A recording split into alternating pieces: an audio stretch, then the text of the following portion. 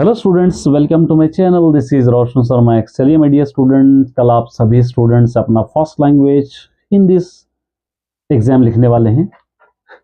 उससे रिलेटेड कुछ main topics मैं आपसे डिस्कशन करूंगा। ये टॉपिक्स को अच्छी तरह आप लिख लीजिए, लिखकर अच्छी तरह याद करने की कोशिश कीजिए। यही टॉपिक आपको शायद में भी आपके एग्जाम में पूछे जाएंगे। तो मीडिया स्टूडेंट, सबसे पहले भारत हमारा कैसा सुंदर, ये आपको एक पोएम है और ये पोएम का आपको पदांश पढ़कर एक संदर्भ सहित आपको लिखना है। भारत हमारा कैसा सुंदर सहा रहा है, शुचि भाला ये या पूर्व चलने के बटोही, ये भी एक पोएम आपको याद करना है, निशानी तक। और फर्स्ट वाला पोएम भारत हमारा कैसा सुंदर, ये लुभा रहा है, यहाँ तक आपको याद करके जाना है। और कुछ क्वेश्चंस के अगर हिसाब देखेंगे, शॉर्ट आंसर शॉर्ट क्वेश्चंस आपको। किसी यात्री के लिए आत्मविश्वास और आशावादी का क्या महत्व है?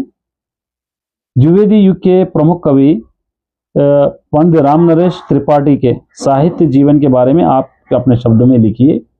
मार्ग में अपने पैरों के निशान छोड़ने का तात्पर्य क्या है? प्रतिमोंगे ने बच्चों को क्या संदेश दिया है?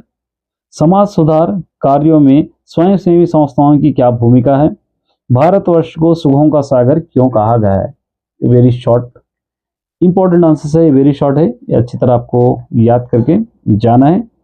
और उसी तरह एक और पोएम ले लीजिए, मैं ढूंढता तुझे था जब कूंज। ये पोएम आपको भजन में यहाँ तक आपको याद करना है और इसका संदर्भ सहित आपको लिखना है।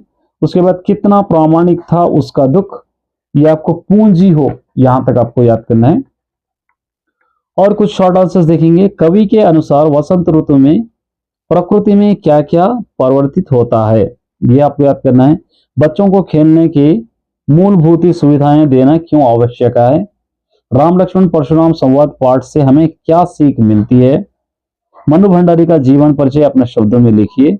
भारतवर्ष को सुखों का सागर क्यों कहा गया है? कन्यादान कविता में माँ अपनी बेटी को लेकर क्यों चिंतित है? ये भी आपको याद करनी चाहिए, बहुत इंपॉर्टेंट क्वेश्चन है ये। और उसके बाद कुछ और अगर हम देखेंगे तो इसके अंदर से कुछ और इंपॉर्टेंट मैं दूंगा। देखिए, अनगिनत रही गए, ये पोएम आपको लेना है। पहचान कर ले, यहां तक। और भांतियां बिहार, ये पोएम आपको लेना है। बहन बन हाईवे गाए, यहां तक ये पोएम का संदर्भ याद करना है। और कुछ आंसर्स अगर हम देखेंगे, नारी जीवन की समस्याओं का चित्रण करने वाली लेखिका मनु भंडारी का जीवन परिचय लिखिए, ये भी इंपॉर्टेंट है। कवित्व के आधार पर वसंत ऋतु के प्रकृति सौंदर्य का वर्णन अपने शब्दों में लिखिए, इंपॉर्टेंट है। उसके बाद स्वर्ग की सुंदरता पृथ्वी पर कैसे आ रही है? समाज सुधार कार्यों में स्वयंसेवी संस्थाओं की क्या भूमिका है?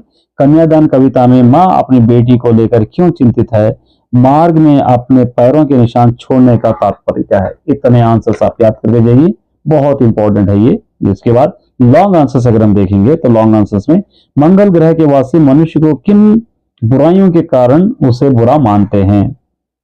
कवि पद्माकर ने सावन का चित्रण किस प्रकार किया है? नेताजी का चश्मा कहानी में आम आदमी की देशभक्ति प्रकट की गई है, स्पष्ट कीजिए। बड़े भाई का डांट फटकार अगर ना मिलती तो क्या छोटा भाई कक्षा में अव्वल आता? अपने विचार प्रकट कीजिए। उसके बाद महानगरों में बच्चों की खेलने की कमी क्यों हो गई है?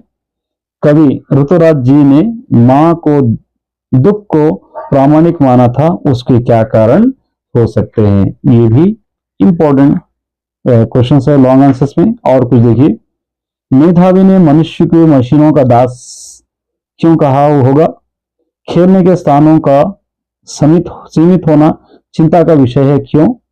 प्रेमचंद की भाषा में सजीव चित्रण मिलती है, कैसे? कुछ उदाहरण सहित सिद्ध कीजिए।